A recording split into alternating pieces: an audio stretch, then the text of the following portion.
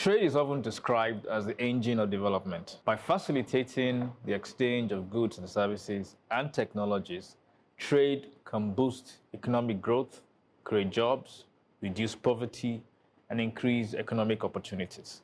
It's no wonder every country wants to cut bilateral and multilateral trade deals. African countries have not been left out. We've seen African leaders traverse the world to seek various trade deals. Despite these deals, Africa has only been able to contribute 2.7% to global world trade, compared to 16% by the EU, 30% by Asia, and 20% by North and South America. A significant portion of trade comes from intra-regional trade. In 2023, intra-EU and intra-Asia trade were 1.6 times as high as extra-EU and extra-Asian trade. This implies that well over half of the EU and Asian trade activities was conducted internally among its member states. In Africa, according to a report by Afreximbank, intra-Africa trade accounted for only 15% of Africa's total trade, reaching $192 billion. This is largely from formal trade. It is estimated that informal cross-border trade flows in Africa are somewhere between 90% to 170% of formal trade flows. This means that the potential trade size in Africa is closer to $500 billion than $200 billion. In a nutshell, our capacity to compete globally is directly related to our capacity to trade regionally. Before integration and the creation of the EU single market in 1993, around 39% of trade was already conducted among member EU countries through the European Economic Community.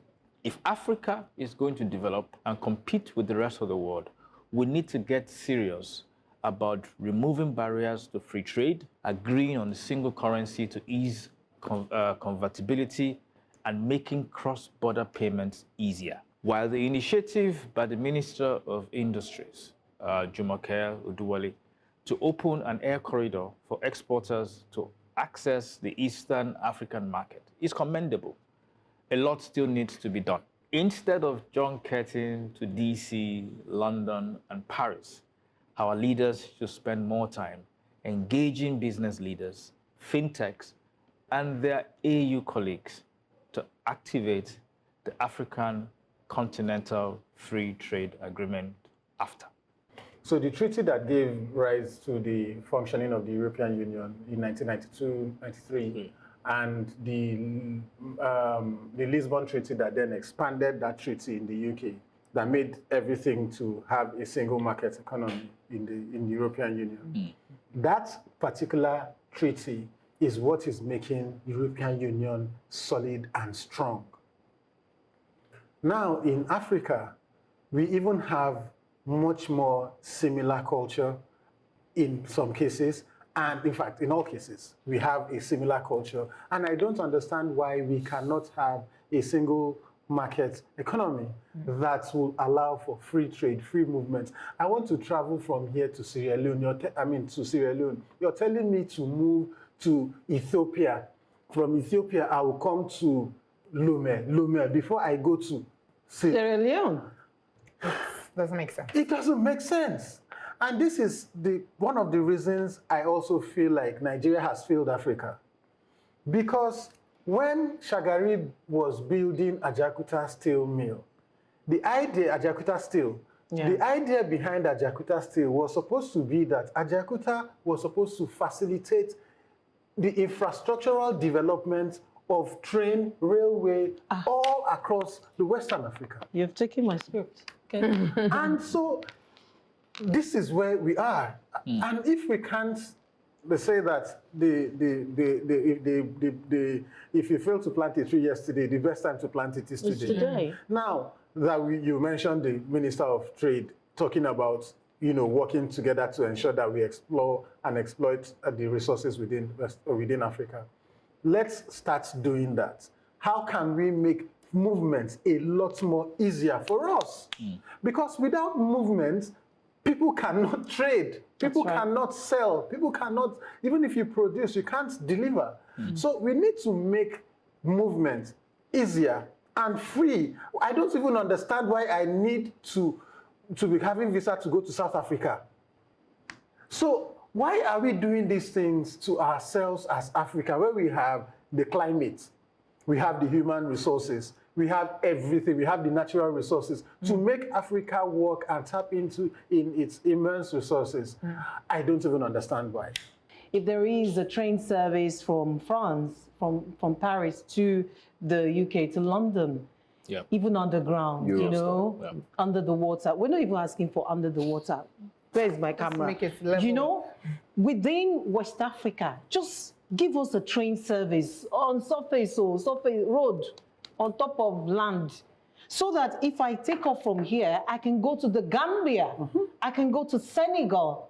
We know Sierra Leone has some topography, but you know, at least get me somewhere close. So I've been wanting to go to Sierra Leone as well, but it's not even possible. So back to your to some of the things you said in your advocacy. I like that the Minister of Industries has opened up that air corridor to East African market. I've been waiting to also go to Tanzania, so I'm seeing like, oh, finally I can go there. Hopefully the flights won't be out of the reach of, you know, regular traders. That's one. Then secondly, intra-trade. Remember that at the table, I talked about a country that produces jeans and exports outside. Seychelles, Lesotho, yeah. Imagine if Lesotho was selling jeans to the rest of Africa.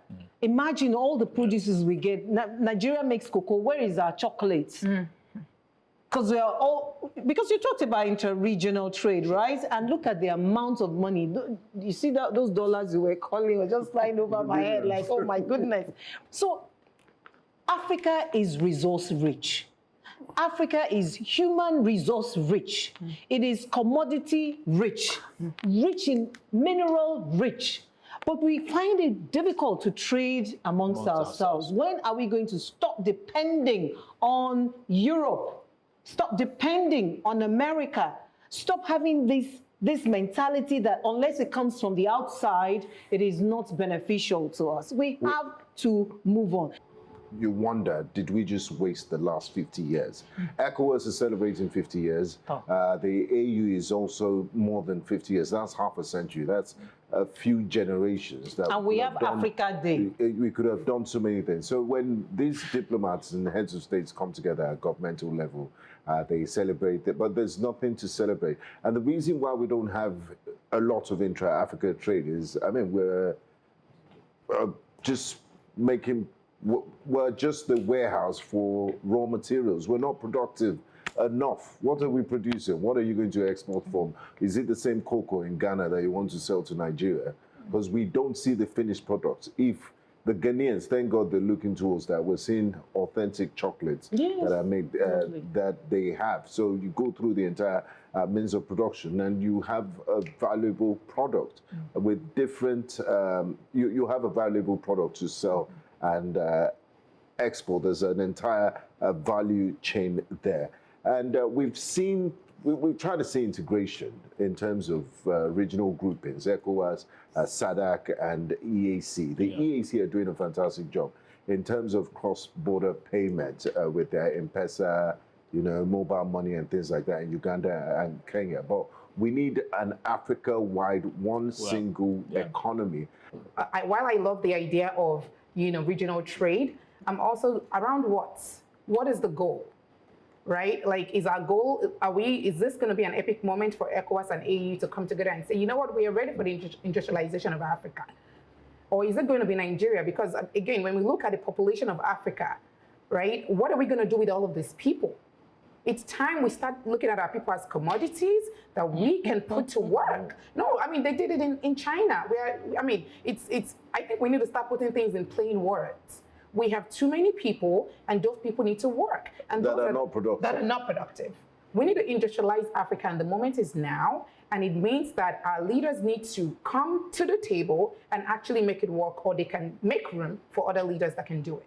If ever there was a case of cutting our noses to spite our faces, or even shooting ourselves in the foot, it probably resembles our track record in Pan-African development.